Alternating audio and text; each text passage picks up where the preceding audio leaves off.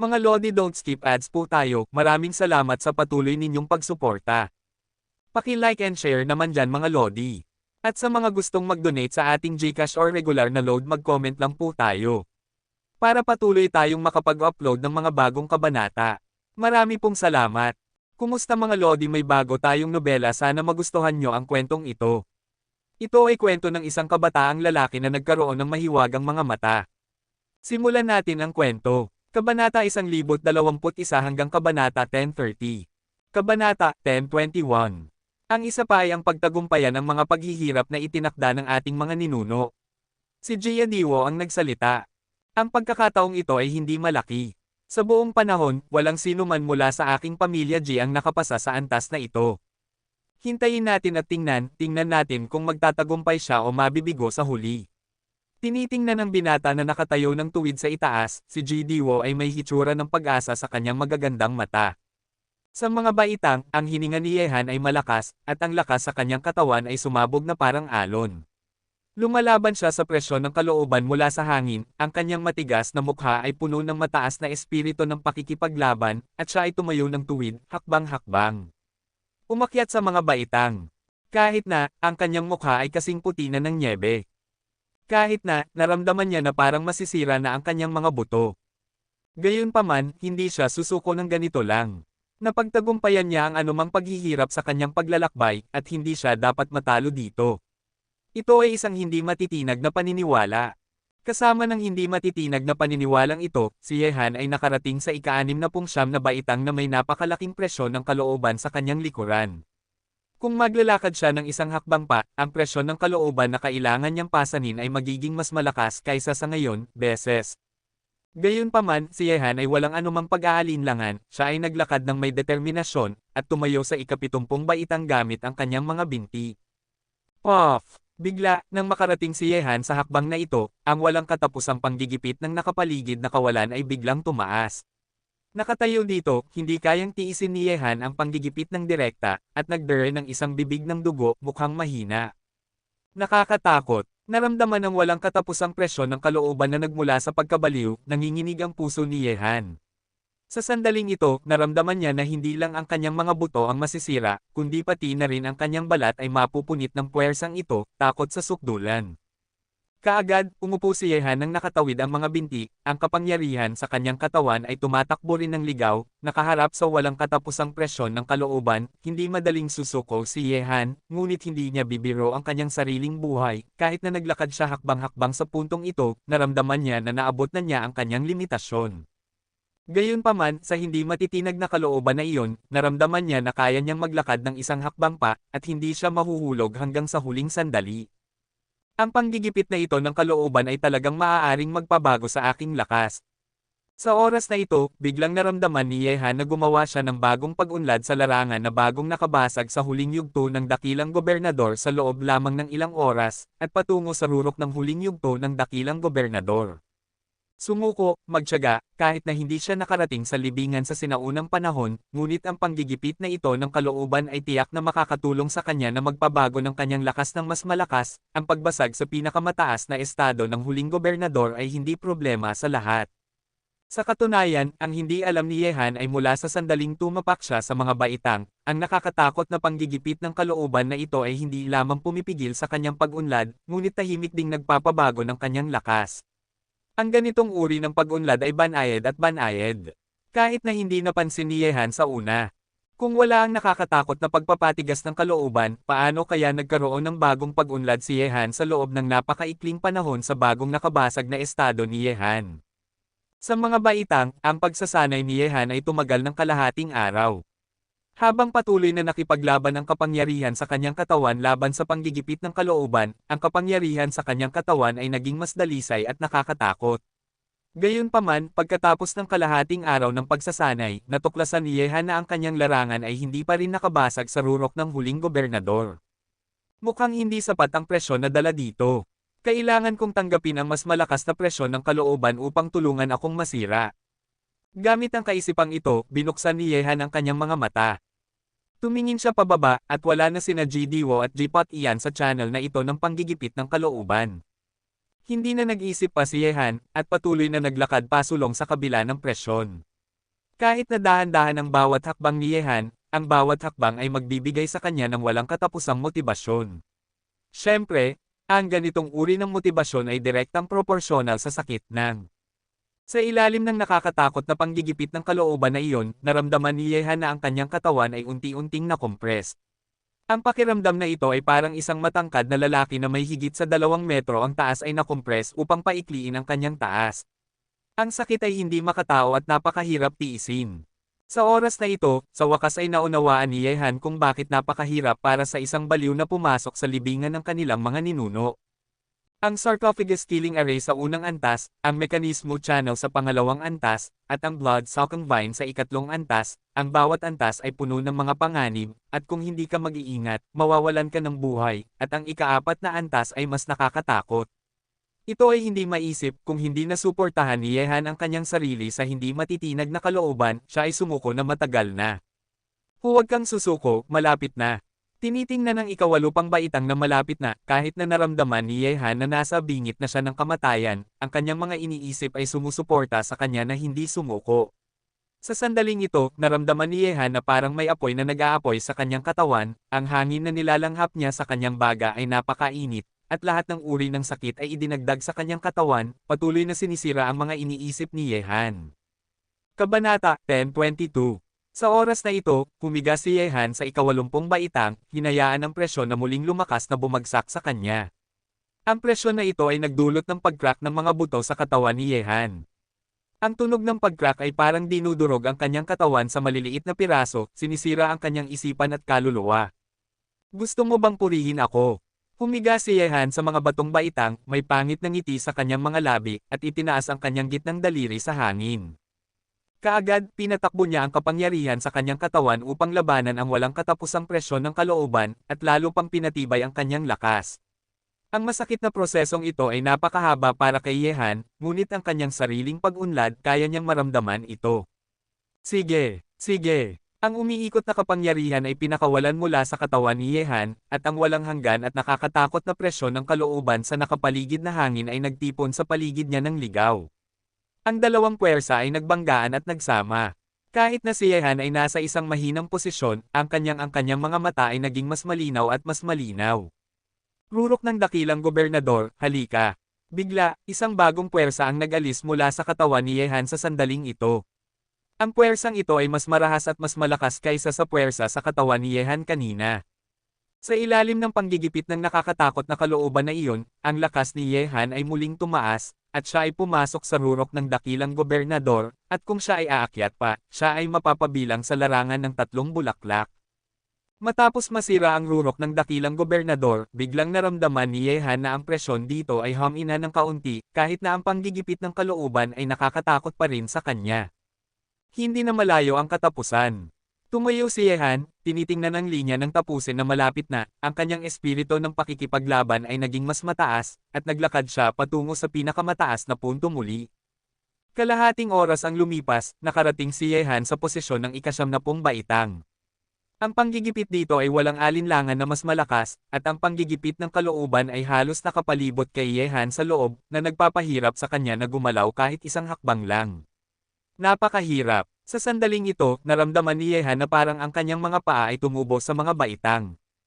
Ang panggigipit sa nakapaligid na kawalan ay nag-aapoy din sa kanyang katawan, at ang mga hibla ng dugo ay nagsimulang dumaloy mula sa sulok ng bibig ni Yehan. Damn it, narito ba ang aking katapusan? Ang mukha ni Yehan ay napakapangit. Sa sandaling ito, masasabi niyang siya ay nakakulong dito, hindi makagalaw kahit isang hibla, at maaari lamang pasibong tiisin ang nakakatakot na banta mula sa nakapaligid na kawalan. Dinudurog ang kanyang katawan, naghihintay sa pagdating ng kamatayan bawat minuto at bawat segundo. Hindi, kailangan kong dumaan dito.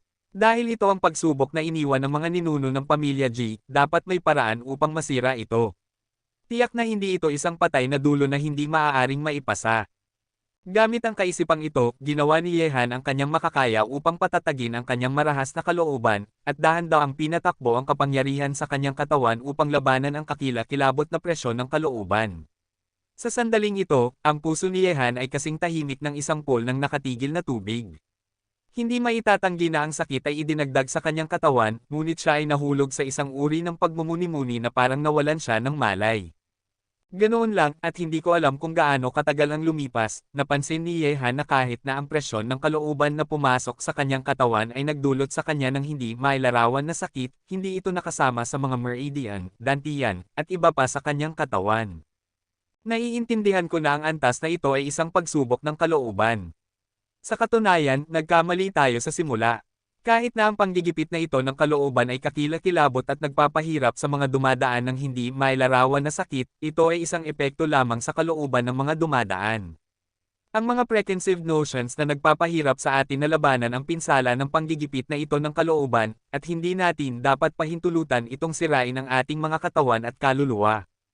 Gayunpaman, kung tatanggapin natin ang panggigipit na ito ng kalooban, hayaan ang nakakatakot na puwersang ito na ganap na pumasok sa katawan, masira ito at tumayo. Dahan-dahan, sa paligid ni Yehan, isang mas baliw na puwersa ng kalooban ang sumabog sa kanyang katawan, kumalat sa lahat ng bahagi ng kanyang katawan, at nagsama dito.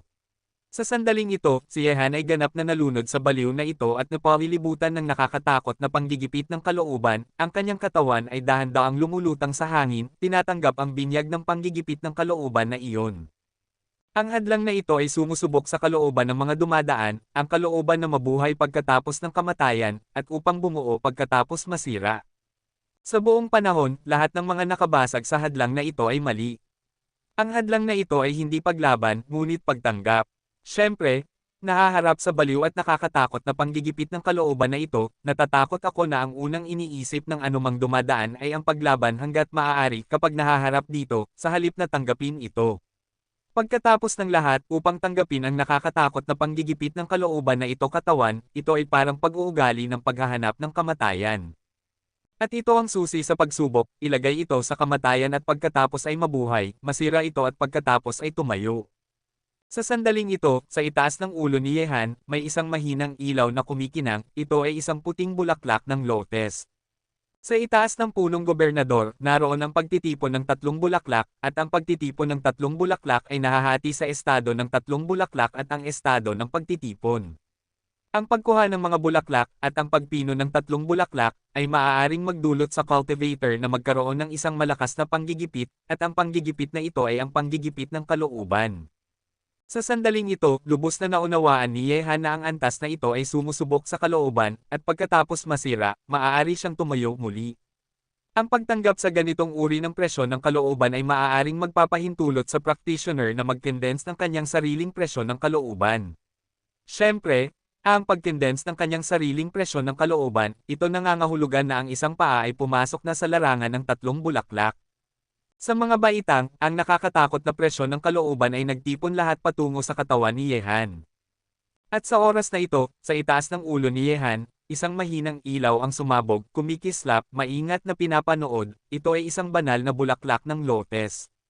Si Yehan, sa kabilang banda, ay nalubog sa pakiramdam na ito, hindi alam ang paglipas ng panahon. Sa araw na ito, sina Jidiwo at Jipot Ian ay lumabas mula sa banal na bundok. Bago sila, lahat ng mga anak ng pamilya G na pumasok sa banal na bundok ay lumabas na. Sa 10 tao na pumasok, maliban kay Yehan na hindi pa lumalabas, 1 tao lang ang namatay. Ang ganitong uri ng rate ng kamatayan ay bihira sa kasaysayan ng pagpasok sa banal na bundok. Karaniwan, ang mga anak ng pamilya G na pumapasok sa banal na bundok ay karaniwang mawawala ng kalahati. Kabanata 10:23. Okay. Tunay na pinagpala ng mga ninuno, patriarka, ang mga maliliit na lalaki na pumasok sa banal na bundok sa pagkakataong ito ay maituturing na isang medyo natitirang klase sa kasaysayan, at sina Daiwo at Pot-ian ay nagpatuloy sa banal na bundok sa loob ng 2 araw. Tinitingnan sina Ji Daiwo at Ji Pot-ian na lumabas sa banal na lupain, isang matanda ang nagsabi kay Ji Yanhuang na may ngiti sa kanyang mukha. Mahinang ngumiti si Ji Yanhuang. Tiningnan niya sina Ji Diwo at Ji Pot-ian na lumapit sa harapan, at nakangiting nagsabi, Pot-ian, Diwo, may nakuha ba kayong dalawa? Sumagot si Ji Diwo, Patriarka Hui, salamat sa batang patriarka, mayroon tayong pagkakataong ito. Tama iyon, kung hindi dahil kay Yehan, kalahati sa atin ang mamamatay sa banal na bundok sa pagkakataong ito. Inilipat ni Jipot iyan ang kanyang ulo at sinabi, ngunit ang lalaking iyon ay may matigas na ugali, at nakikipaglaban pa rin siya para sa huling labanan. Guan, hindi ko alam kung magtatagumpay siya o hindi. Nang marinig ito, lumiit ang mga mata ni Jian Huang. Ang bastardo ay hindi nakaranas ng anumang panganib, hindi ba? Kumunat ang noo ni Ji Quangren, kung gaano nakakatakot ang huling pagsubok, sinubukan na niya ito noon, ito ay isang hindi makataong pagsubok, kaya bang ipasa ni Yehan ang huling pagsubok. Wala siyang pakialam, ang tanging pakialam niya ay kung nasa panganib si Yehan. Medyo cool, pero sa tingin ko determinado ang lalaking iyon na subukan ito. Nang marinig ang mga salita ni Jipot iyan, lumubog ang mukha ni Ji Quangren, ang bastardo ay hindi nakinig sa sinabi ko, hindi mo ba sinabi sa kanya na huwag maging matapang? Nahirapan ako ng husto sa antas na iyon noon, naisip ko talaga na may sasabihin siya. 3 ulo at 6 na braso. Manahimik ka at maghintay sa akin. Inikat ni Jian Huang ang kanyang ulo at sinaman ng tingin si Madman Ji. Ngayon lang si Yehan ang hindi pa nakakalabas sa banal na bundok, at lahat ng tao sa angkan ni Ji ay naghihintay sa kanya. Gayunpaman, ang ganitong uri ng paghihintay ay mabilis na lumipas ng isa pang araw. 3 araw na ang nakalilipas mula sa araw ng pagpasok sa banal na bundok. 3 araw na ang nakalilipas, na nagdulot ng pagkadismaya sa maraming miyembro ng angkan ni Ji. Mukhang hindi siya nakalabas sa banal na bundok sa loob ng 3 araw, kaya ang presensya ni Yehan dito ay maaaring higit pa sa mapalad. Pagkatapos ng lahat, sa kasaysayan ng pagpasok sa banal na bundok, walang nakakapag-stay sa banal na bundok sa loob ng 3 araw, at ang pinakamahabang record ay 2 araw lamang. Patriarka, 3 araw na, natatakot ang batang patriarka. Isang matanda ang tumingin kay Jian Huang, nag-aalinlangan na magsalita. Sina Jipot iyan, Ji Diwo, at ang mga taong pumasok sa banal na bundok sa pagkakataong ito ay naghihintay sa ilalim ng altar. Matagal nang hindi lumalabas si Yehan, na nagdulot ng pag-aalala sa kanilang mga mukha. Si Yehan ang pinakamalakas sa kanila, siya rin ang pinakamakapangyarihang henyo ng angkan ni Ji. Kung siya ay mahuhulog sa banal na bundok ng ganito, ito ay magiging isang malaking suntok sa angkan ni Ji. Hay, mukhang mas masama ang palatandaan ng batang patriarka kaysa sa mabuti. Tama iyon, maliban kay Ji Gang na nakumpirmang nahulog, lahat ay nakalabas na. Sa ngayon, ang batang patriarka ay hindi pa nakakalabas mula sa banal na bundok, kaya natatakot akong may nangyari talaga. Sa harap ng altar, maraming miyembro ng angkan ni Ji ang nag-uusap tungkol dito. 3 araw nang hindi lumalabas si Yehan, na halos may ugnay sa kamatayan. Kahit si Jian Huang ay may pag-aalalang hitsura sa kanyang mukha, hindi nabanggitin si Madman Ji. Ang taong nasa loob ay ang kanyang anak, at mas nag-aalala siya kaysa kaninuman. Gayunpaman, nang nag-aalala ang mga miyembro ng angkan ni Ji, nakita nila na sa sandaling ito, isang nakakatakot na presyon ng kalooban ang sumabog sa langit mula sa tuktok ng banal na bundok, na nagdulot ng pag-agos ng hangin at ulap, at ang paligid ng banal na bundok ay agad na napalibutan ng isang nakakatakot na puwersa. Ang panggigipit ay nakabalot. Hay! Ano ang nangyayari dito? Ang lakas ng presyon ng kalooban. Maaaring may nangyari sa loob ng banal na bundok.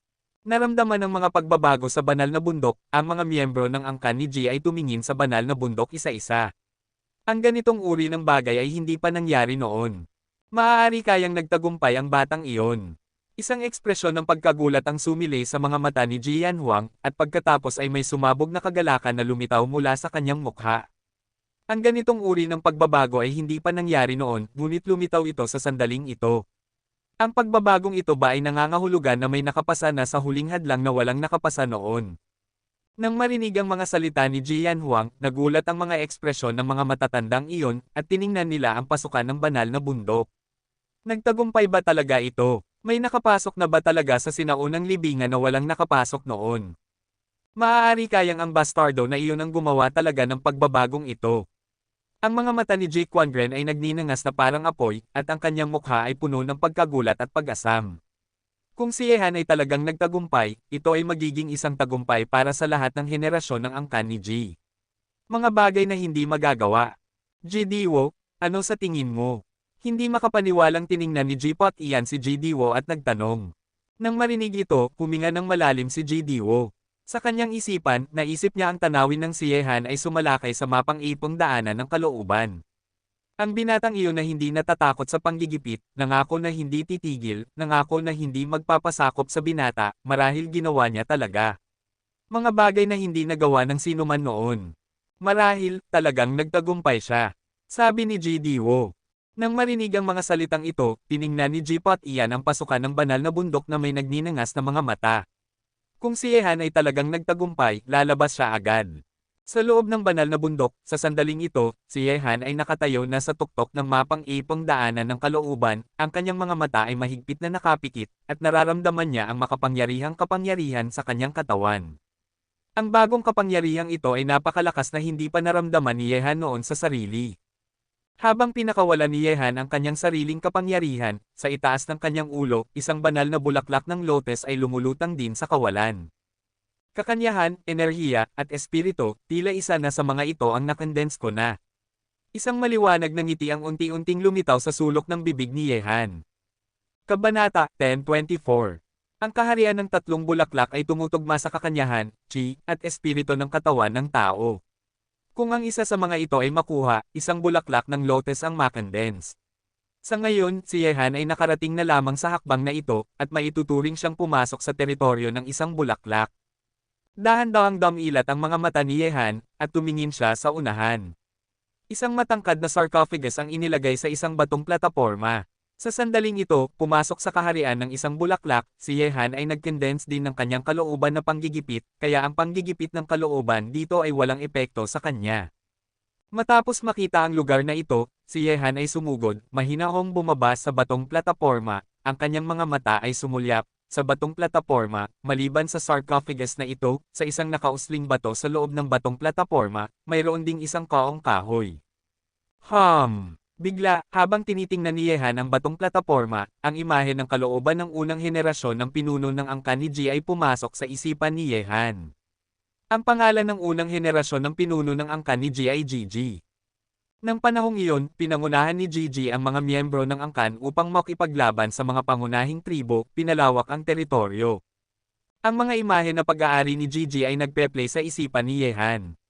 Si Gigi, ang unang henerasyon ng patriarka ng angkan ni G, ay isang taong may natatanging talento, walang kapantay ng iba. Nakondense na niya ang tatlong bulaklak bago pa siya umabot ng 30. Sa edad na 40, ang tatlong bulaklak ay nagtipon sa tuktok at naging number 1 master ng mga pangunahing tribo, na kilala bilang number 1 person sa ilalim ng mga tanikala ng martial arts. Si Gigi ay natutunan ang hindi mabilang na mga bagay sa kanyang buhay, ngunit may isang hanay lamang ng swordsmanship na nakakatakot, na kilala bilang ang kulog na sumisira sa mundo. Sa larawan, nakita ko ang isang matangkad na lalaki na nakatayo na may hawak na espada, parang Diyos. Sa harap niya, tatlong nangungunang master ang mukhang mahigpit. Ang tatlong ito ay ang mga pinuno ng tatlong iba pang tribo. Sila ay makapangyarihan. Ang mga ulap ay gumalaw, at ang tatlong master ay sabay-sabay na sumugod kay Gigi. Sa tatlong direksyon ng langit at lupa, tila may tatlong mapanirang puwersa na bumamba kay Gigi sa sandaling ito. Gayunpaman, nahaharap sa tatlong nangungunang eksperto, ang ekspresyon ni Gigi ay nanatiling hindi nagbabago, kalmado gaya ng dati, ngunit nang ang tatlong mapanirang puwersa ay malapit ng mahulog sa kanya, gumalaw siya, at ang matalas na sandata sa kanyang kamay ang espada ay gumugulo sa hangin at ulap sa pagitan ng langit at lupa. Sa susunod na sandali, sa ilalim ng asul na langit at puting araw, ang kulog ay umapaw sa itaas ng kalangitan, at ang isang kulog na sumisira sa mundo ay bumagsak ng walang kabuluhan. Ang kulog ay konektado sa matalas na espada sa kamay ni Gigi. Sa sandaling ito, ang kanyang espada ay tila konektado sa langit at lupa. Sa tulong ng kapangyarihan sa pagitan ng langit at lupa. Tawa. Ang matalas na espada ay dumaan, at ang kulog na nakakonekta sa matalas na espada ay tumama ng may isang putok. Ang enerhiya ng kulog na espada ay lumipad sa buong langit, tinatakpan ang langit at lupa, direktang nilalamon ang tatlong mapanirang puwersa, pinapatay sa isang suntok. Matapos matanggap ang video na ito, nagulat ang ekspresyon ni Ehan. Ang Thunderbolt Destroyer Sword technique na ito ay napaka-nakakatakot. Kung ito ay pagsasanayin hanggang sa sukdulan, ginagamit mo ang kapangyarihan ng kalikasan. Ang kulog sa langit ay para sa iyong sarili. Ang ganitong makapangyarihang galaw ng espada, hindi pa narinig ni Ehan noon, hindi pa banggitin ang pagtingin dito. May tatlong galaw sa swordsmanship na ito ng kulog. Kung sanayin ito sa antas na tulad niya, sino pa sa mundong ito ang makakapigil sa akin? Ang mukha ni Ehan ay kumikinang ng maliwanag. Dumilat si Ehan, naaalala ang pagkatakot ng galaw na iyon kanina. Sa pagkakataong ito ay napunta siya sa angkan ni Ji, tama ang kanyang pagdating. Hindi lamang niya nakuha ang mana ng martial arts mula sa dalawang ninuno ng angkan ni Ji, ngunit pinahusay din ang kanyang lakas. Sa pamamagitan ng mga hakbang-hakbang na pagsasanay, kung walang pagkakataon, hindi niya alam kung gaano katagal bago maabot ang kanyang kasalukuyang estado ng isang bulaklak. Kaagad, yumuko si Yehan sa sarcophagus, at pagkatapos ay naglakad sa harap ng paong kahoy. Ang mga nilalaman sa loob ay dapat na ang Xuanyuan scripture ng angkan ni Ji. Binuksan ni Yehan ang paong kahoy at nakita na mayroong nga isang dilaw na libro na may font na hindi nakikilala ni Yehan sa pabalat. Matapos itong tingnan ni Yehan, agad siyang medyo nadismaya dahil hindi niya maintindihan ang nakasulat dito. Ang mga karakter na iyon ay binubuo ng maliliit na tadpoles. Para kay Yehan, ito ay walang alinlangang isang banal na aklat. Mukhang maaari lang natin itong ilabas at hayaang tingnan ng mga tao mula sa angkan ni Ji. Marahil ay sinaliksik na nila ang ganitong uri ng font. Pagkatapos mag-isip, ibinalik ni Yehan ang libro sa kaong kahoy, at pagkatapos ay umalis dito. Bueno, maraming panganib sa daan nang pumunta ako rito, ngunit walang panganib nang umalis ako. Sa ilalim ng altar sa pasukan ng banal na bundok, ang mga miyembro ng angkan ni Ji ay naghihintay pa rin. Matapos lumabas ang balita, gusto nilang malaman kung si Yehan ay talagang nakapasa sa huling hadlang at pumasok sa lugar na walang nakapasok noon. Pumasok sa sinaunang libingan. Sa makatuwid, lahat ng mga mata ay nakatuon sa pasukan ng banal na bundok. Inaasahan ito, kung si Yehan ay talagang nakapasa sa huling daanan, lalabas siya mula sa banal na bundok ngayon. At sa ilalim ng mga titig ng lahat, sa sandaling ito, isang binata ang naglakad palabas mula sa pasukan ng banal na bundok, at pumasok sa paningin ng lahat ng tao sa mundo. Nang makita ito, ang ingay ay kumalat sa buong mundo sa oras na ito. Tunay ngang ang batang patriarka, lumabas siya. Oo, ang batang patriarka ay nanatili sa banal na bundok sa loob ng 3 araw, na sinira ang naunang record. Tulad ng inaasahan na kayang talunin si Ji Diwo at Ji Pot Ian gamit ang isang galaw, ang batang patriarka ang pinakamakapangyarihang henyo sa ating angkan ni Ji. Gayunpaman, talagang nakapasa na ba ang batang patriarka sa huling hadlang? Lahat ng mata ng mundo ay kay Yehan, at gayon din sina Jian Huang at iba pa. Si Yehan ay nakalabas mula sa libingan ng mga ninuno ng buhay, na nagdulot sa kanila ng lahat ng pagbuntong hininga. Si Yehan ay buhay pa, kaya, siya ba nakapasa sa huling antas? Batang patriarka, nagtagumpay ka na ba? Isang matanda ang mukhang nasa sabik nang makita si Yehan na magsalita muna. Nang marinig ang mga salita ng matanda, ang mundo ay biglang tumahimik, naghihintay sa sagot ni Yehan. Kabanata 10:25. Nang marinig ito ni Yehan, ngumiti siya, itinaas ang kaong kahoy sa kanyang kamay, at sinabi, buti na lang, natagpuan ko ito sa libingan noong unang panahon. Nang mahulog ang mga salita ni Yehan, ang kanyang mga nagulat na mata ay kumalat sa lahat ng dako sa mundo. Si Yehan, talagang nasira niya ang huling hadlang at pumasok sa sinaunang libingan na walang nakapasok noon. Hindi lamang nilagpasan ang mga nauna, kundi dinala rin ang pinakamalaking sikreto ng kanilang pamilya para sa angkan ni Ji. Ang perpektong ito, talagang ginawa niya ito. Ang paghinga ni Ji Pot Ian ay medyo napiipit, at ang mga salita ni Yehan ay nagdulot sa kanya ng pagkahilo. Walang sino man sa angkan ni Ji ang nakapunta sa libingan noong unang panahon. Ang lugar. Sabi ni Ji Diwo, hindi mo ba sinabi iyon? Mas perpekto siya kaysa sa atin. Ang hayop na ito, naihambing na ako sa Laosu. Nang masabi iyon, ang baliw ay may ginhawa at pagmamalaki sa kanyang mukha. Ang kanyang anak ay mas mahusay kaysa sa kanyang ama. Ito ay isang bagay na napakasaya niyang makita. Siyempre, ang kondisyon ay hindi niya inaasahan na si Yehan ay dadaan sa mga panganib na buhay at kamatayan. Ha ha ha, nalagpasan ang mga nauna, siya nga ang aking apo ni Jian Huang. Sa sandaling ito, isang pagsabog ng tawanan ang nagmula sa ibaba.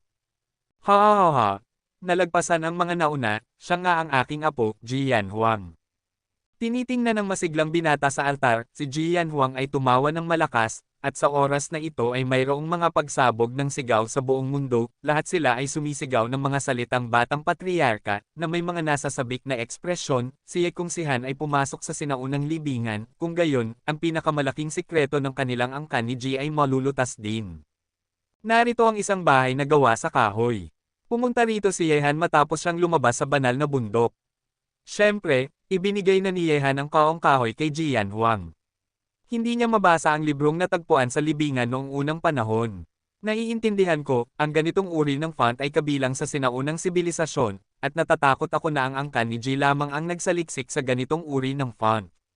Bata, hindi naman masama iyon. Gumawa ka ng napakaraming pag-unlad sa loob lamang ng 3 araw. Tila ang libingan ng mga ninuno ng iyong angkan ni G ay talagang karapat-dapat sa reputasyon nito. Ang magulo na matandang lalaki ay tumingin kay Yehan na may matatalas na mata.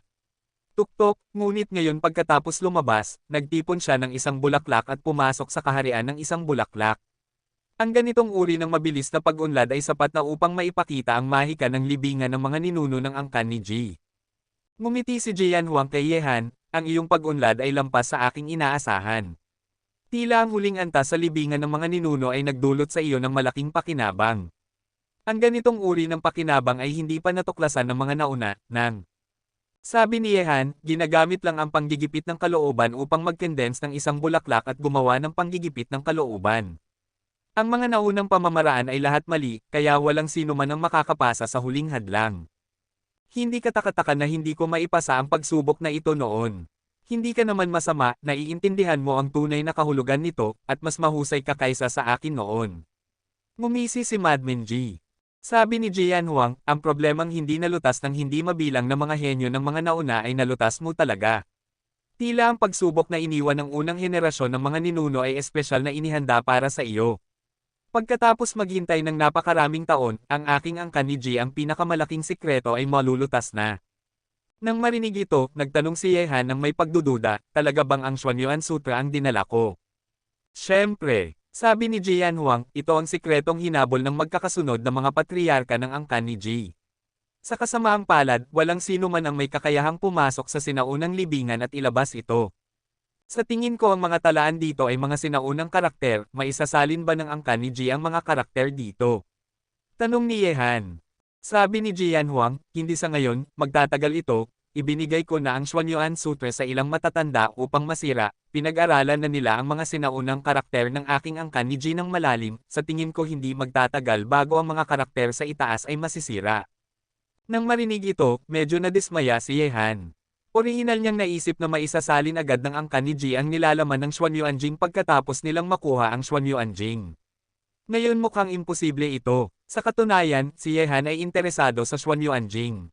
Interesado rin ako sa kung ano ang naitala, ngunit mula nang lumabas siya sa banal na bundok, hindi na siya mananatili sa angkan ni G, at maraming bagay pa ang naghihintay sa kanya na harapin sa labas. Ang paligsahan doon sa sinaunang mundo ng martial arts ay nagsimula na, at wala pa ring ideya si Yehan kung anong uri ng sitwasyon ang nararanasan ni na Zhao Hengtian at iba pa ngayon. Bukod dito, ang araw na magsisimula ang paligsahan sa martial arts ay papalapit na.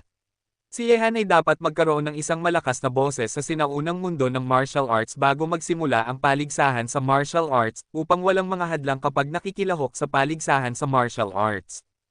Aalis na ako rito bukas. Tumingin si Yehan kay Jian Huang at sinabi, tama lang, sasama ako sa iyo, malapit nang ipanganak ang aking apo. Ang baliw ay ngumiti mula tainga hanggang tainga, ang kanyang anak ay natagpuan na, at magiging lolo na siya ngayon, at wala na siyang hinahangad pa ngayon, ang pagsama sa kanyang asawa, ang pagprotekta sa kanyang anak, at ang pang-aasar sa kanyang apo, ito ang buhay na gusto niya ngayon. Sabi ni Jian Huang, bueno, hindi na gaano katagal bago ang paligsahan sa martial arts. Ang mga tao mula sa banal na lupain ng Kunlun ay lilito sa oras na iyon. Upang maiwasan ang mga aksidente, naroon din kami kapag nagsimula ang paligsahan sa martial arts. Ang wushu ay isang napakahalagang lugar para sa mga tao mula sa banal na lupain ng Kunlun. Napakahalaga nito, at ang pagpasok sa martial market ay maaaring magdulot sa iyo ng karagdagang karanasan. Nagpatuloy ang magulo na matandang lalaki, hayaan mong pumasok ang 2 hanggal na bata sa ilalim ng iyong pamumuno sa loob ng ilang sandali, baka makatagpo nila ang kanilang sariling mga pagkakataon sa loob.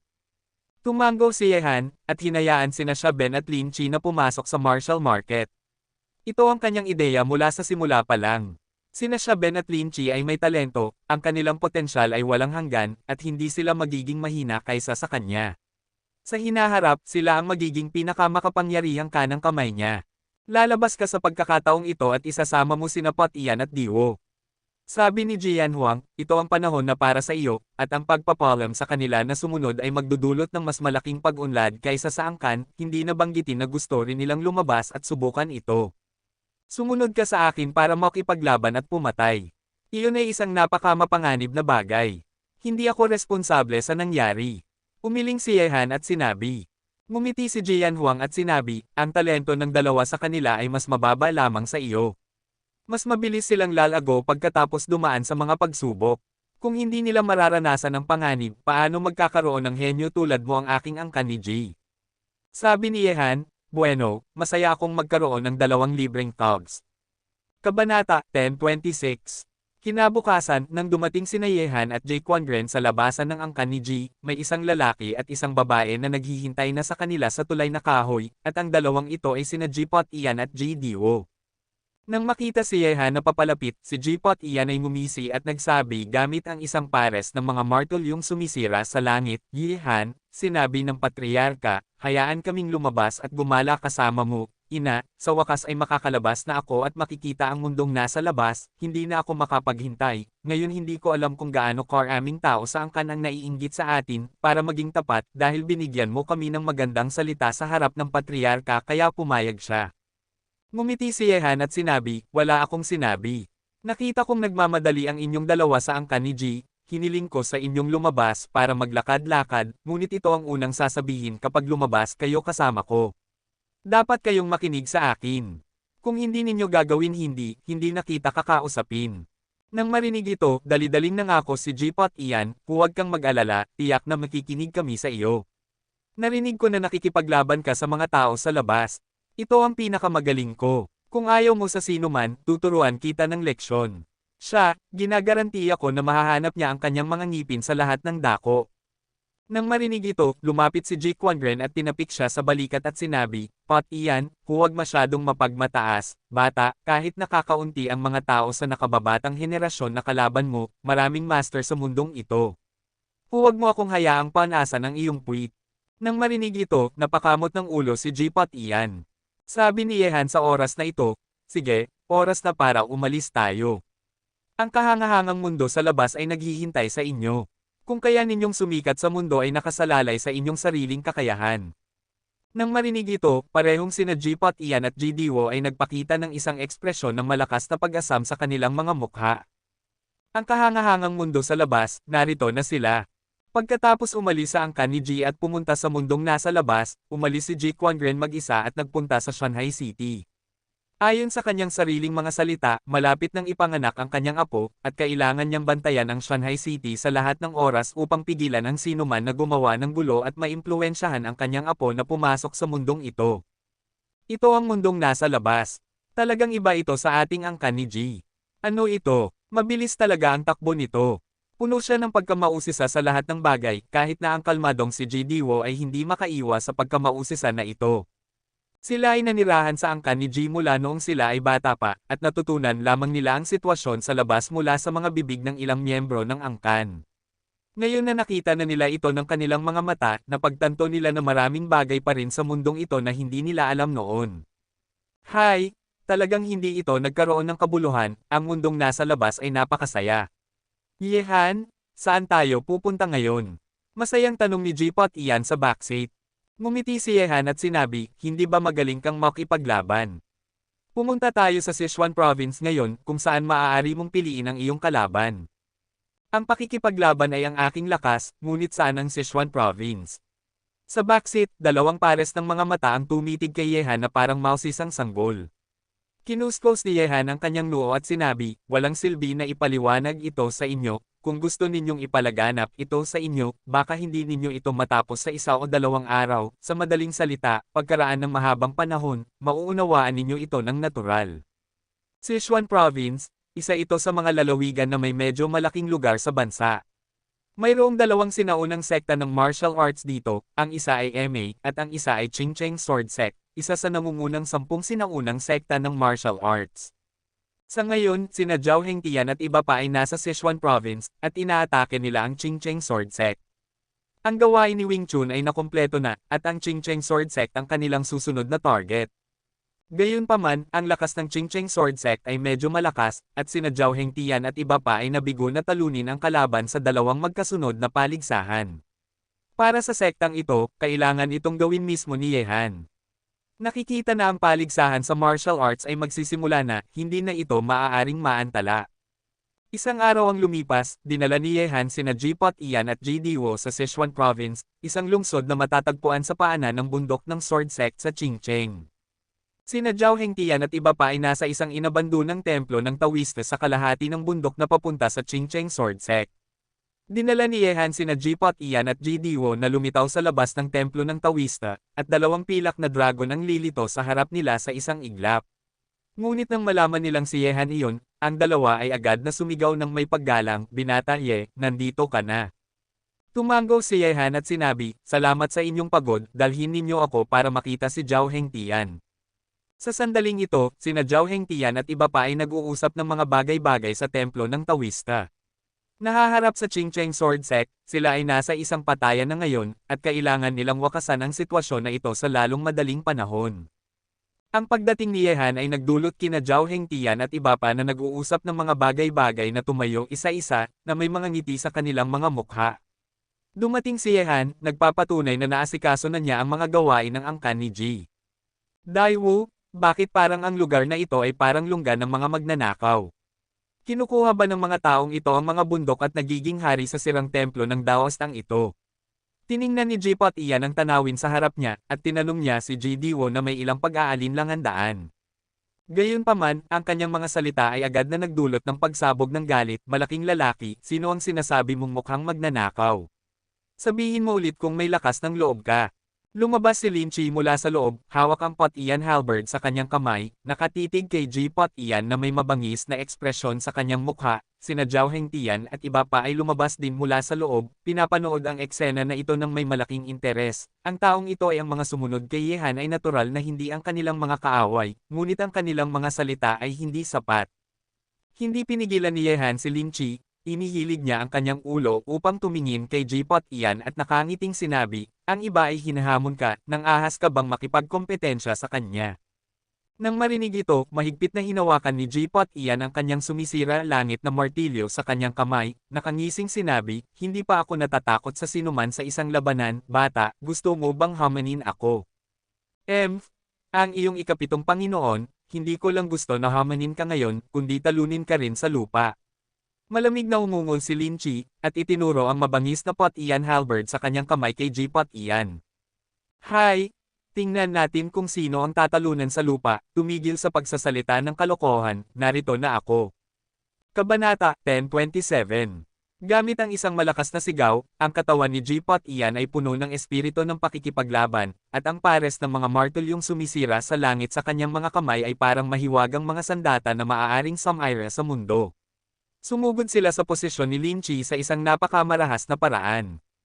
Pagbaril, at ang nakapaligid na hangin ay nasa kaguluhan. Nang makita ito, si Lin Chi ay nagbigay ng isang duguan ng ngiti, at sumugod siya gamit ang heaven-breaking halberd na mahigpit na hawak sa kanyang kamay. Ang walang kapantay na kapangyarihan ay sumama sa sandata, at ang bilis at kapangyarihan ay umabot sa isang nakakatakot na antas. Si Hando ay medyo nagulat. Mukhang ang lakas ni Lin Chi ay gumawa ng bagong pag-unlad sa panahong ito. Boom! Ang mga sandata ng dalawa ay nagbanggaan, at ang nakakatakot na panginginig ay nagpaalog sa mga tile sa templo ng Taoista. Ang puwersa ay sumugod at nagpaalikabok sa lupa. Sa susunod na sandali, sa ilalim ng mga titig ng paligid, sina Lin Qi, Jipot Ian at ang dalawa ay sabay na umatras, nakatitig sa isa't isa na parang mga tigre at lobo, puno ng espiritu ng pakikipaglaban. Siyempre, sa ilalim ng galaw na ito, pareho nilang naramdaman ang malakas na lakas ng isa't isa. Kumunat ang noo ni Jidiwo, ang duguan na binatang iyon ay nakapantay kay Jipot Ian. Pagkatapos na lumabas si Jipot Ian mula sa banal na bundok, nakarating na siya sa gitnang yugto ng pagiging gobernador, maaari kayang ang duguan na binata ay nasa parehong estado din. Sa katunayan, si Lin Chi ay nasa rurok lamang ng mga unang araw ng nakatatandang gobernador, isang hakbang na malayo sa gitnang termino ng nakatatandang gobernador, ngunit ang kanyang kakayahan sa pakikipaglaban ay hindi mas mahina kaysa kay Jipot Ian. Ang taong ito ay isang kahangahangang henyo din, at kaya niyang labanan si Lin Chi nang hindi natatalo. Ngumiti sina Zhao Hengtian at iba pa. Muli, sa sandaling ito, winagayway ni Lin Chi ang Pot Ian halberd sa kanyang kamay, at tinitigan si Jipot Ian na may mga mata na puno ng espiritu ng pakikipaglaban. "Hay! Natatakot akong hindi ka magtatagumpay. Pinahihit ni Jipot iyan ang kanyang leeg, ang kanyang katawan ay puno din ng nakakatakot na espiritu ng pakikipaglaban. Sige, nasa sarili na tayong lahat, kaya pindutin na lang natin. Tumayo si Yehan at ngumiti kay Jipot iyan, Pot iyan, mali ang napili mong kalaban. Ang kalaban mo ay dapat siya. Habang sinasabi niya iyon, tiningnan ni Yehan ang posisyon ni Shaben. Ang dalawang taong ito ay parehong makapangyarihang mga henyo, at sila ay malakas din sa pisikal. Kung sila ay magkikipagkompetensya, magiging kawili-wili ito. Nang marinig ang mga salita ni Yehan, tumingin si Jipot iyan patungo sa posisyon ni Shaben. Dahil sa intuition, naramdaman niya na si Shaben ay kapareho ng uri ng tao sa kanya, at ang kanyang kakayahan sa pakikipaglaban ay marahil ay hindi mas masahol pa kaysa sa duguan na binatang iyon kanina. Nang makita si Yehan na pumasok sa templo ng Taoista, lumapit si Ji Diwo at sinabi kay Jipot iyan, ang taong ito ay isang perpekto nga, at ang mga tao sa paligid niya ay mga perpekto din. Sa pagkakataong ito, magkakaroon tayo ng magandang oras kapag lumabas tayo. Sa templo ng Taoista, matapos ipakilala ni Yehan sina Jipot iyan at Ji Diwo kina Zhao Hengtian at iba pa, tinanong niya, Kuya Zhao, ano ang kasalukuyang sitwasyon ng Qingcheng Sword Sect? Sabi ni Zhao Hengtian, marami ring mga master sa Qingcheng Sword Sect, at may isang master sa huling yugto ng dakilang gobernador, at naroon din ang master ng Qingcheng Sword Sect na siyang rurok sa huling yugto ng dakilang Rendo. Pumunta sa Qingcheng Sword Sect, ngunit hindi ito ang pinakamahirap na bagay, marahil ang Qingcheng Sword Sect ay nag-aalala tungkol sa mga nangungunang master sa likod mo na gumawa ng isang galaw. Sa ngayon ay nagkakaisa sila sa Xingyi Sect sa Timog Kanlurang Rehiyon, at ang Xingyi Sect ay nagpadala ng mga eksperto upang suportahan ang Qingcheng Sword Sect, na nagpapahirap sa ating kasalukuyang sitwasyon. Nang marinig ito, ngumiti si Yehanhan at sinabi, mukhang ang Yanjing City ay hindi nagbigay ng impresyon sa mga taong ito na may mahabang memorya. Sa katunayan, medyo normal ito. Sabi ni Leng Wufei, dahil kinain na natin ang Wing Chun, alam na ng mga tao sa sinaunang mundo ng martial arts ang ating mga intensyon. Nagkakasalungat tayo sa sinaunang mundo ng martial arts. Gusto nating kainin ang sinaunang mundo ng martial arts. Ang Wuji ay natural na magkakaisa laban sa atin. Ano ang nangyari sa iba pang mga sekta? Tanong ni Yehan. Sabi ni Zhao Hengtian, maliban sa Qingcheng Sword Sect at Xingyi Sect na nagkakaisa, walang gaanong paggalaw sa iba pang mga sekta. Sa tingin ko ay nawala ng labis ang mga taong ito sa Yanjing City, at pinapanood nila ang apoy mula sa kabilang panig. Hayaan nating labanan ang mga sektang ito. Mabuhay ang inyong buhay, at pagkatapos ay sumulong. Nang marinig ang mga salita ni Zhao Hengtian, sinabi ni Yehan. Sa buong sinaunang mundo ng martial arts, ang Shaoshishan ang pinakamahirap harapin ngayon, kasunod ang mga grupo ng Baoji at Xingyi, ngunit ang mga taong ito ay gusto lamang na panoorin ang apoy mula sa kabilang panig. Natatakot akong nagkamali sila ngayon na ang Qingcheng Sword Sect at ang Xingyi Sect ay nagsama-sama, direktang aatakihin natin ang Qingcheng Sword Sect bukas ng umaga, at gusto kong makita kung ano ang magagawa nila upang pigilan ako. Gayunpaman, ang Qingcheng Sword Sect ngayon ay may tulong ng Xingyiman. Sa kanilang mga kampo, mayroong dalawang master na nasa rurok ng huling yugto ng gobernador. Gamit ang ating lakas, natatakot akong mahihirapan tayong mapabagsak sila. Walang problema, ang kanilang kapalaran ay nakalaan na mabaygo.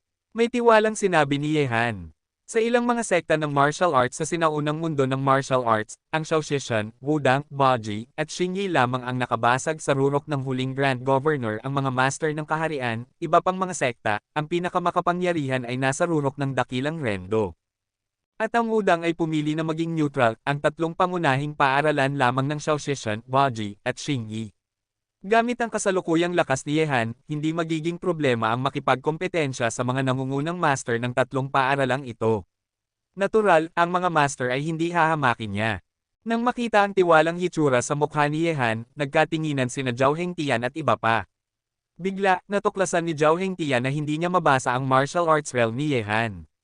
Matapos ibigay sa kanila ang potion, si Zhao Hengtian ay naging number 1 expert sa Tianlong, mas malakas pa kay Yehan. Ngunit ngayon, ang pinakamakapangyarihang si Zhao Hengtian ay hindi mabasa ang kaharian ni Yehan. Ito ay maaari lamang magpaliwanag ng isang problema. Si Yehan ay gumawa ng pag-unlad sa panahong ito, at ang ganitong uri ng pag-unlad ay hindi ordinaryo. Imposible para sa paningin ni Do na hindi mabasa ang kaharian ni Yehan. Mukhang nakakuha ka ng maraming bagay mula sa pagpunta sa angkan ni Ji. Ngumiti si Zhao Hengtian kay Yehan. Ang ani ay talagang medyo malaki. Mahinang ngumiti si Yehan, iniisip ang naranasan niya sa angkan ni Ji sa pagkakataong ito, mas malalim ang kanyang pag-unawa sa martial arts. Hindi imposible na ilipat ang mga bundok at dagat at maglakbay sa mundo pagkatapos magsanay sa isang tiyak na antas, mga bagay na magagawa. Matapos magdesisyon, ibinigay ni Yehan sina Jipot Ian at Jidiwo kay Zhao Hengtian, at pumunta sa isang liblib na sulok ng templo ng Taoista upang magsanay. Kung may anumang problema sa dalawang mausisang sanggol na ito, si Zhao Hengtian narito ang sagot. Sa isang sirang silid sa templo ng Taoista, si Yehan ay nakaupo nang nakatawid ang mga binti sa kama na nakapikit ang mga mata. Sinasanay niya ang 9-layer Art of War. Sinanay na niya ang mga piraso ng 9-layer Art of War noon na nagdulot kay Yehan na maabot ang ikatlong layer na estado. Ngayon ay may kumpletong martial arts, si Yehan ay sumusulong patungo sa ika-4 na antas, at sa bawat pag-promote sa isang antas, ang kanyang kakayahan sa pakikipaglaban ay magiging mas malakas. Kahit na ang lakas ni Yehan ay napakalakas na, sa mga tuntunin ng sinaunang mundo ng martial arts, iyon ay isang nangungunang manlalaro. Kabanata 10:28. Ngunit alam ni Yehan na kung ikukumpara sa banal na lupain ng Kunlun gamit ang kanyang kasalukuyang lakas, wala itong anumang kabuluhan. Ang alinman sa 4 na dakilang master ng langit, lupa, itim at dilaw ay maaaring durugan siya hanggang sa mamatay. Ang nakakapresyong pakiramdam na hindi niya makontrol ang kanyang sariling kapalaran ay nagdulot ng hindi pagkaginhawahan kay Yehan. Sa makatuwid, kailangan niyang patuloy na magsikap upang madagdagan ang kanyang lakas. Bukod dito, si Yehan ay palaging may pakiramdam ng pagkabalisa kamakailan, palaging nararamdaman na may kailangang gawin. Ang ganitong uri ng bagay, tulad ng kapalaran, ay hindi makontrol. Ang mga alon ng marilag na kapangyarihan ay dumadaloy sa mga meridian, patuloy na nakakaapekto sa ika-4 na antas ng siyam na antas ng pakikipagdigma. Sa itaas ng madilim na gabi, ang maliwanag na liwanag ng buwan ay bumagsak, na nagpapaliwanag sa mukha ni Yehan, at ang kanyang paghinga ay matatag at banayad. Kung mararamdaman mo ito, mapapansin mo na ang mga alon ng kapangyarihan ay patuloy na kumakalat sa labas ng kanyang katawan. Gayunpaman, pagkatapos ng isang gabi ng pagsasanay, si Yehan ay hindi nakabasag sa ika-4 na antas ng siyam na antas ng pakikipagdigma. Kahit na ang kanyang pag-unawa sa martial arts ay kamangha-manghang, hindi pa rin siya makakapag-unlad sa maikling panahon. Kinakailangan ng patuloy na pagtitiyaga upang maging posible ang pag-unlad. Mukhang ang paglilinang ng siyam na antas ng pakikipagdigma ay hindi maaaring gawin ng madali, at hindi posible na magkaroon ng pagbabago sa magdamag. Marahil ay masusubukan ko ang Thunderbolt Destroyer Sword Technique kapag may oras ako. World Sword Art. Ang dalawang uri ng martial arts na ito ay napakamapagmataas at nakakatakot. Kapag matagumpay na nilinang ang mga ito, magiging isang nakakatakot at mapanirang kapangyarihan ito. Ang Ching Cheng Sword School ay matatagpuan sa tuktok ng bundok. Ang mga sinaunang paaralan ng martial arts na ito na naipasa ay puno ng sinaunang estilo. Siyempre, ito ay isang uri din ng pamana ng kultura. Ang martial arts ay isang uri din ng minanang kultura, ngunit ang mga taong ito sa mga susunod na henerasyon bagaman minanan niya ang kulturang ito, hindi niya naunawaan ang tunay na kahulugan ng Wu. Martial arts, sa panahong ito, ay naging isang paraan para sa kanila na mapagtanto ang kanilang kasakiman at mga pagnanasa. Ang uri ng pagtulong sa mundo at pagliligtas sa mga tao ng mga sinaunang tao, at ang estilo ng mga kabalyero ay mas bihira ngayon. Ipinasa nila ang kultura, ngunit hindi ang espiritu. Siyempre, wala naman pakialam si Yehan sa mga ito, alam lang niya na may utang sa kanya ang sinaunang mundo ng martial arts, at ngayon ay babawiin niya ito isa-isa. Sa sandaling ito, sa lokasyon ng pintuan ng bundok ng Ching Cheng Sword Sect, ang mga disipulo ng Ching Cheng Sword Sect na nagbabantay sa pintuan ng bundok ay isa-isang binugbog, at isa-isang itinapon sa plaza, malubhang na sugatan. Dinala na niya ang kanyang mga master upang maghintay para sa pagdating ni Yehan at iba pa. Ang mga tao ng Tianlong ay napakadaya. Hindi sila nagtagumpay sa huling 2 beses, sa tingin ba nila ay magtatagumpay sila sa pagkakataong ito. Nang makita ang kanyang kapatid mula sa parehong sekta na malubhang nasugatan sa pagbugbog, ang mga miyembro ng Ching Cheng Sword Sect ay nagalit at isa-isang hinugot ang kanilang mga espada. Kahit si Ching Cheng Zi, ang master ng sekta ng Ching Cheng Sword Sect, ay mukhang galit, at ang galit na iyon ay napigilan na. Pinigilan siya sa sukdulan at kagyat na kailangang sumabog. Napakadaya. Bakit hindi mo naisip ang pangungusap na ito nang pakitunguhan mo ako ng Ching Cheng Sword Party? Ang mga tao ng Tianlong ay naglakad mula sa labas ng pintuan ng bundok na may mabangis na tingin, at nakita ang binata na namumuna sa daan. Bigla, ang mga mukha ng Qingcheng Sword Sect ay nagulat. Sa pagkakataong ito, si Yehan mismo ang gumawa nito. Masyadong daye. Bakit hindi mo naisip ang pangungusap na ito nang pakitunguhan mo ako ng Qingcheng Sword Party? Isang tunog ng pang-iinsalto ang nagmula sa labas ng pintuan ng bundok. Sa sandaling ito, ang mga tao ng Tianlong ay naglakad sa ilalim ng pamumuno ni Yehan. Sa kanilang pagdating, tila may nakakatakot na masamang espiritu sa langit sa itaas ng Qingcheng Sword Sect kumalat. Tinitingnan ng binata na nangunguna sa unahan, lahat ng miyembro ng Qingcheng Sword Sect ay nagulat. Sa pagkakataong ito, si Yehan mismo ang lumabas. Para kay Yehan, ang mga tao sa sinaunang mundo ng martial arts ay napupuot at natatakot sa kanya ng sabay, lalo na pagkatapos masira ang pamilya Nolan. Ang takot kay Yehan sa iba't ibang sekta sa sinaunang mundo ng martial arts ay umabot sa isang napakataas na antas, mas malakas kaysa sa pamilya Nolan ay masisira. Ano ang gagamitin nila sa sinaunang mundo ng martial arts upang labanan si Yehan? Kapag hinayaan ni Yehan ang mga master sa likod niya na sumulong, ang kapalaran ng iba't ibang sekta sa sinaunang mundo ng martial arts ay tiyak na masisira tulad ng pamilya Nolan. Siyempre, maging ito man ay pakikitungo sa sinaunang mundo ng martial arts o sa ilalim ng mundo noon, hanggat ang kalaban ay hindi sumisira sa mga alituntunin ng laro at inaanyayahan ang mga puwersa o master sa likod niya na lumabas, hindi hahayaan ni Yehan ang mga tao sa likod niya na sumulong. Umasa lamang sa kanilang sariling mga kamay upang gawin ito. Sa makatuwid, ang mga pag-aalala ng sinaunang mundo ng martial arts ay talagang hindi kinakailangan. Gayunpaman, kahit na sila ay nakaharap lamang kay Yehan, ang sinaunang mundo ng martial arts ay wala pang bentahe ngayon dahil ang batang agila ay lumaki na sa isang agila na lumilipad sa langit. Yehan? Ikaw na sakam na kontrabida, ang sinaunang mundo ng martial arts ay hindi isang bagay na makakain mo kung gusto mo. Ako, Xingyi at Qingcheng ay nagkakaisa. Gusto kong makita kung ano ang makakain mo sa amin. Sa sandaling ito, isang payat na matandang lalaki ang walang pakialam na tumingin kay Yehan, at isang makapangyarihang hininga ang pinakawalan niya. Nang marinig ito, ngumiti si Yehanhan at sinabi, "Aling matandang lalaki mula sa Xingyimen ka?" "Isa ako sa 12 matatanda ng Xingyi, si Hao Lao. Ngayon hayaan nating makita kung paano mo malalampasan ang pagsubok sa pagitan ko at ni the Whist Brother Qingchengzi." Lumalabas na isang matandang unggoy na hindi alam kung paano mamuhay o mamatay. "Tinawag mo akong kontrabida, matandang bagay. Nang ang inyong sinaunang mundo ng martial arts ay nagkakaisa upang harapin ako, sino ang kontrabida kung ikukumpara sa inyong sinaunang mundo ng martial arts?" Si Yehanhan ay may pang-iinsalto, tiningnan niya si Qingchengzi at sinabi, "Qingchengzi, magkaisa sa mga tao ng Xingyi upang labanan ako, talagang iniisip mo ba na makatatakas ka sa kapalaran ng pagkasira ng iyong Qingcheng Sword Sect?" Nang marinig ito, sinabi ni Qingchengzi na may pag-alit na mukha, "Yehan, pinilit mo ang aking Qingcheng Sword Sect na walang paraan palabas, at ang aking Qingcheng Sword Sect ay hindi hahayaan kang magtagumpay kahit na mamatay ang isda at masira ang lambat ngayon. Ang isda ay mamamatay, ngunit ang lambat ay maaaring hindi masira. Ang dahilan na itinanim mo noon, kakailanganin mong harapin ang mga kahihinatnan ngayon." Walang pakialam na tumingin si Yehan, ang kanyang mga mata ay sumulyap sa lahat ng mga disipulo ng Qingcheng Sword Sect. Sinabi niya ng malakas, "Hindi ako isang duguan na tao.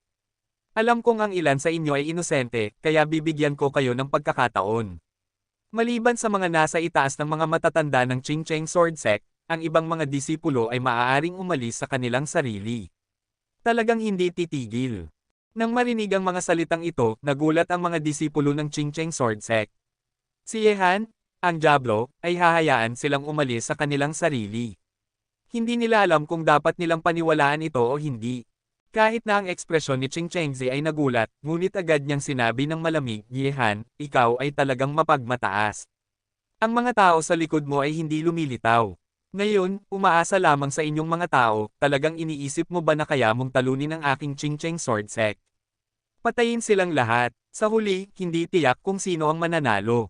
Hindi pinansin ni Yehan ang mga salita ni Qingchengzi. Tumingin siya sa nag-aalinlangang mga disipulo ng Qingcheng Sword Sect at malamig na sinabi, "Ang aking pasensya ay napakakitid. Hindi ko titigilan ang mga gustong umalis sa loob ng 1 minuto. Pagkatapos ng oras na ito, pagkatapos ikaw at ang Qingcheng Sword Sect ay ililibing sa kasaysayan magpakailanman." Kabanata 1029. Nang marinig ito, maraming disipulo ng Qingcheng Sword Sect ang nagpakita ng pag-aalinlangan sa kanilang mga mukha, at lahat ng uri ng pakikibaka ay lumitaw sa kanilang mga mukha. Hindi ko titigilan ng sino mang gustong umalis, ngunit kung aalis ka ngayon, magiging traidor ka sa aking Qingcheng Sword Sect sa hinaharap. Malamig na umungol si Qingchengzi, at ang nakakatakot na panggigipit ay pinakawalan mula sa kanya, tinatakpan ng grupo ng Qingcheng sa likuran niya. Para sa mga disipulo ng Sword Sect, ito ay isang hindi nakikitang panakot. Nang makita ito, si Yehan ay hindi nagsalita. Binigyan na niya ang mga taong ito ng pagkakataon. Dahil hindi ito pinahahalagahan ng mga taong ito, huwag siyang sisihin sa pagpatay sa kanila. 1 minuto na ang lumipas. Tumingin si Yehan sa kanyang relo at sinabi, "Napakahusay, hinahangaan ko ang inyong integridad, ngunit kung napalampas ninyo ang pagkakataong iyon kanina, babayaran ninyo ang inyong integridad, at ang presyong ito, ay buhay." Yehan? Hindi ikaw ang magdedesisyon kung sino ang mabubuhay at sino ang mamamatay ngayon.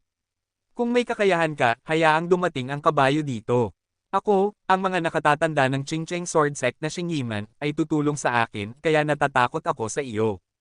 Kung ganoon, ngayon ay mawawala na kayong lahat kasama ang Qingcheng Sword Sect. Walang pakialam na iwinagayway ni Yehan ang kanyang kamay.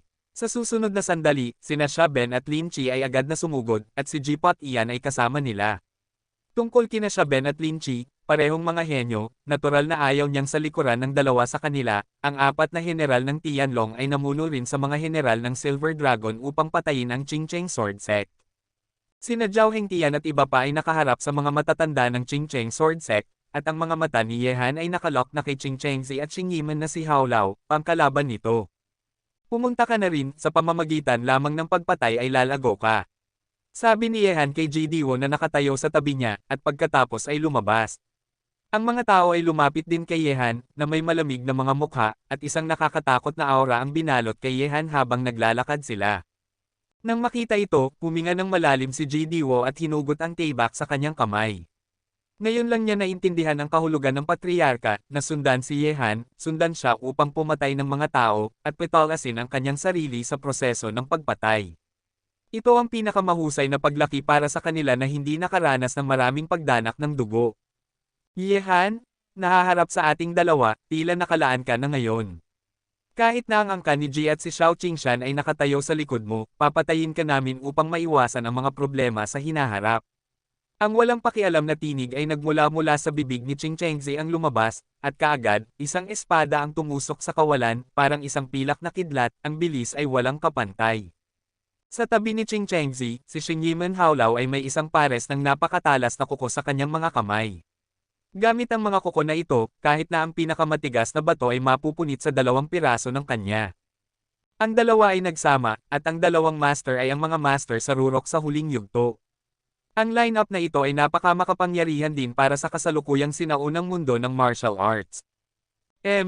Ang mga langgam ay nagsisisi sa puno, sa aking mga mata, ang inyong dalawa ay parang mga langgam ngayon. Pagkahulog ng mga salita, iwinagayway ni Yehan ang kanyang espada at humiwa pababa ng patayo. Ang espadang iyon ay tila hindi gumamit ng malakas na puwersa, ngunit sinira nito ang pag-atake ni Qingchengzi na parang isang mapanirang puwersa. Sa ilalim ng espadang ito, si Qingchengzi, ang pinuno ng Qingcheng Sword Sect, ay nahulog sa lugar.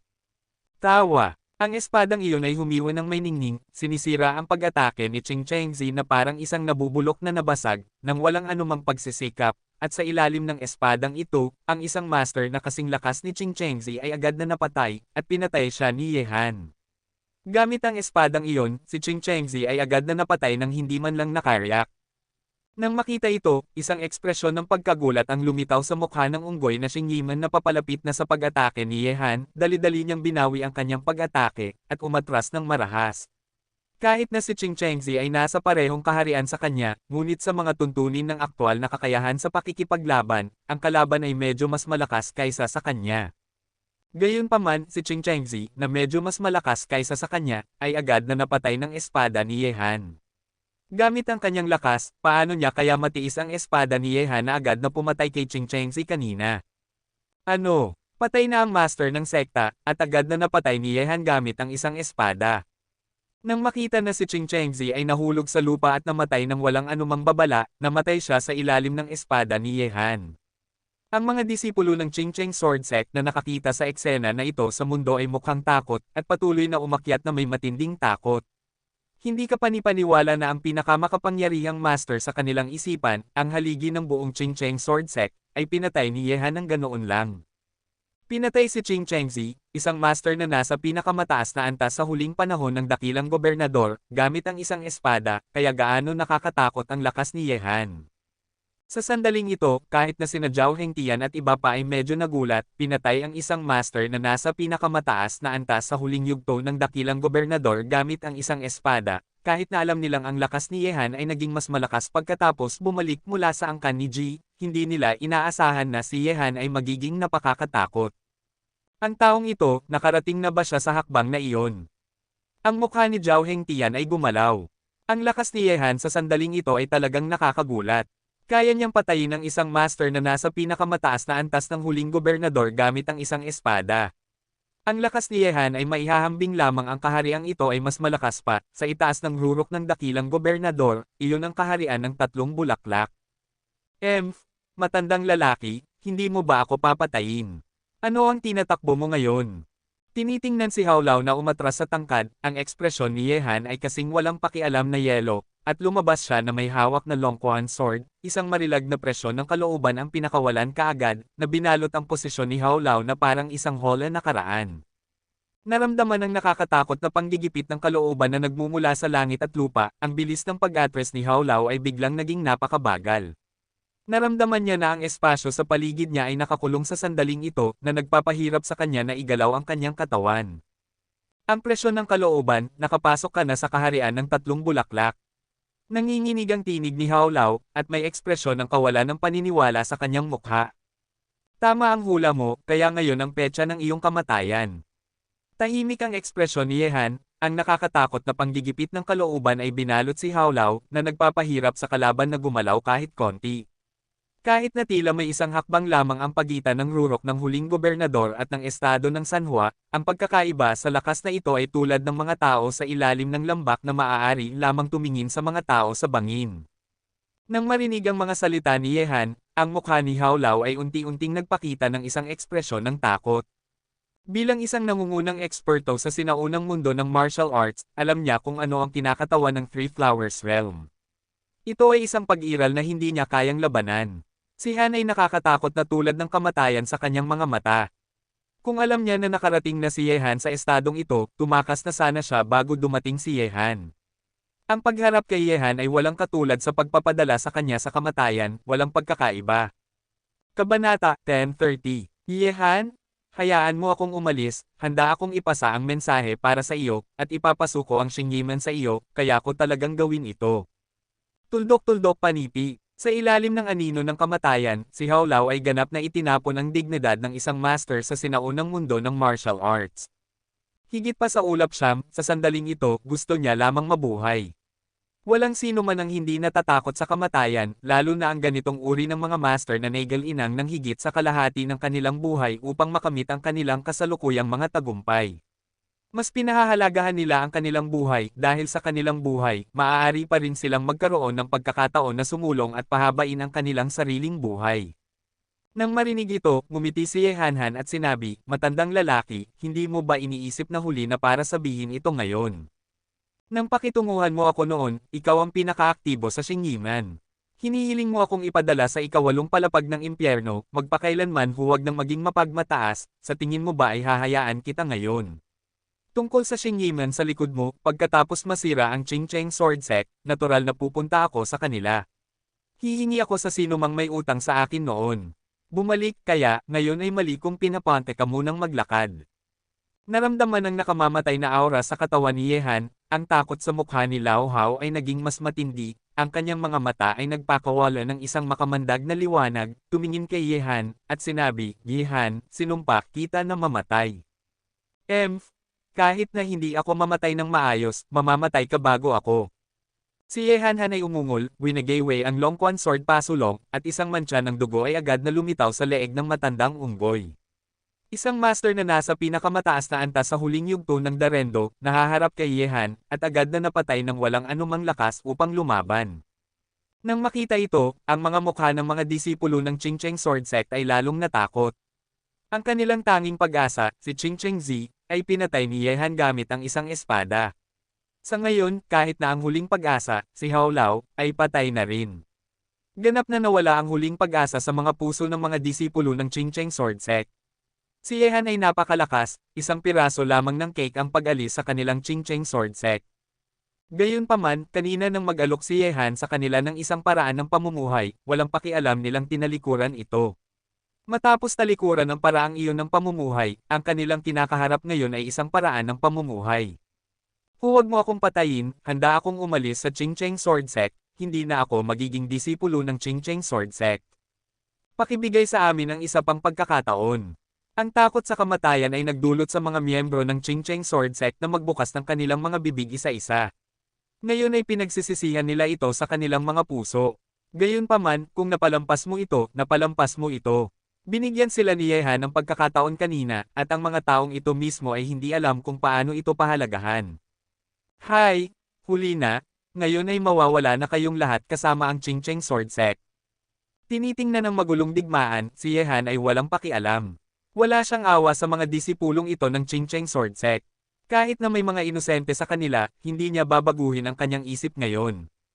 Orihinal na, ayaw ni Ye Han na patayin ang mga taong ito. Pagkatapos ng lahat, ito ay ang desisyon ng mataas na antas ng Qingcheng Sword Sect na harapin siya. Wala itong kinalaman sa mga disipulo sa ibaba. Ito ay upang bigyan ng mga taong ito ng isang paraan upang mabuhay, ngunit pinili nilang mamatay. Ang mga taong nagsisisi lamang pagkatapos mamatay ay hindi karapat-dapat sa awa. Ang isang sinaunang sekta ng martial arts na ipinasa ay mawawala na ng ganito. Tahimik na nagsindi si Ye Han ng sigarilyo, at walang pakialam na tumingin sa harap ng Qingcheng Sword Sect, isa-isa, nahulog sa ilalim ng kanyang ilong, naging isang malamig na bangkay. Sa sandaling ito, ang puso ni Ye Han ay napakaginaw, malamig ang dugo at walang puso. Isang sinaunang sekta ng martial arts ang muling natapos sa mga kamay ni Ye Han. Pagkatapos ng maingat na pagkalkula, 3 na sa nangungunang 10 sinaunang sekta ng martial arts ang inalis na ni Ye Han. Ang una ay ang Iron Leg Gate, pagkatapos ay Wing Chun, at ngayon ay ang Qingcheng Sword Sect. Pagkatapos nito, aling sekta ang magiging sunod? Ang pagkamatay ng Qingcheng Sword Sect ay nasa inaasahan ni Ye Han, mula sa master hanggang sa mga disipulo, wala ni isa ang nakaligtas. Kuya Zhao, maliban sa mga training resources na magagamit mo, lahat ng ibang bagay sa Qingcheng Sword Sect ay ibibigay sa Tianlong Martial Arts School. Kahit na ang Qingcheng Sword Sect ay nakakainis, ang kanilang martial arts ay tunay at dapat ibigay sa Tianlong Martial Arts School. Maaaring ituring na ang mana ng Qingcheng Sword Sect ay hindi nasira. Nang makita ang Silver Dragon General na naglilinis ng digmaan, sinabi ni Ye Han kay Zhao Hengtian na lumapit. Nang marinig ang mga salita ni Ye Han, sinabi ni Zhao Hengtian, huwag kang mag-alala, gagawin ko ito. Kahit na ang mga sektang ito ay ang ating mga kalaban, ang mga kayamanan ng martial art na iniwan ng mga nauna ay hindi dapat mawala sa kanila. Dapat nating hayaang ipagpatuloy ng mga susunod na henerasyon. Dalhin sila pasulong. Tumango si Ye Han, tiningnan ang mga bangkay ng Qingcheng Sword Sect, bumantong hininga, at sinabi, isa-isa kong inalis ang 3 pangunahing sekta ng sinaunang mundo ng martial arts, natatakot akong iisipin ako ng mundo bilang isang duguan na malaking diablo ngayon. Ano ang isang demonyo? Sabi ni Zhao Hengtian, kung may paghihiganti para sa paghihiganti at kabaitan para sa kabaitan, ito ay itinuturing na isang demonyo, kung gayon maraming malalaking demonyo sa mundong ito. Sa palagay ko, ang mga tunay na demonyo ay ang mga tila makatarungan, ngunit mga kapwa mapagkunwari, kung wala ang mga dahilan na itinanim ng mga kapwang ito noon, paano kaya nila magkakaroon ng masasamang resulta ngayon? Ngumiti si Ye Han at sinabi, hindi mo na kailangang aliwin ako, kahit na iniisip ng mundo na ako ay isang malaking diablo, aaminin ko ito, lahat ng ginagawa ko bilang isang malaking diablo ay talagang napakasimple, mabuhay lang at kontrolin ang iyong sariling kapalaran, nang walang panggigipit hindi ako lumaban, ngunit ang taong ito, kapalaran, ay nakatutok sa akin. Sa buong panahon, ang mga nakamit ng malalaking tagumpay ay hindi lumalaban sa kapalaran. Ngumiti si Zhao Hengtian, kung tama ang hula ko, dapat ay nakapasok ka na sa kaharian ng 3 bulaklak. Tumango si Ye Han, at sinabi, sa pagkakataong ito ay pumunta ako sa angkan ni Ji, at nakakuha ng ilang mga pagkakataon upang magtipon. Nang marinig ito, ngumiti si Zhao Hengtian at sinabi, ikaw na bata ay talagang perpekto, wala pang 2 taon mula nang turuan kita kung paano magsanay ng buong pagbibilang, ngunit nakarating ka na sa hakbang na ito, ikaw ay dapat na ang unang tao sa kasaysayan. Huwag na nating pag-usapan iyon. Sabi ni Yehan, Kuya Zhao, susunod na hakbang, aatakihin ko ang Xingyiman. Ano sa tingin mo? Nang marinig ang mga salita ni Yehan, lumiit ang mga mata ni Zhao Hengtian, at agad niyang sinabi, ang kailangang harapin ay palaging haharapin, at hindi ko alam kung ano na ang naging tao sa nakaraan. Sa katunayan, matagal ko nang gustong pumunta tayo sa Xingyi Gate. Sabi ni Yehan, ang kasalukuyang pinuno ng Xingyi sect ay si Liu Yuro, ang anak na babae ng iyong master na si Liu Zhengdao noon. Sa pagkakataong ito, sa wakas ay magkakaroon ka ng pagkakataon na tanungin siya tungkol sa nakaraan ng personal. Ang Qingcheng Sword Sect ay nawasak, at walang nakaligtas. Isang araw ang lumipas, ang buong sinaunang mundo ng martial arts ay nayanig dahil sa pangyayaring ito. Kahit na ang Qingcheng Sword Sect ay hindi isa sa nangungunang 10 sekta sa sinaunang mundo ng martial arts, tiyak na ito ay maaaring mailagay sa listahan. Nasa nangungunang 5 sila, at sa pagkakataong ito ay may mga eksperto mula sa Xingyi sect na tumutulong sa kanila, na nagpapalakas pa sa kanila.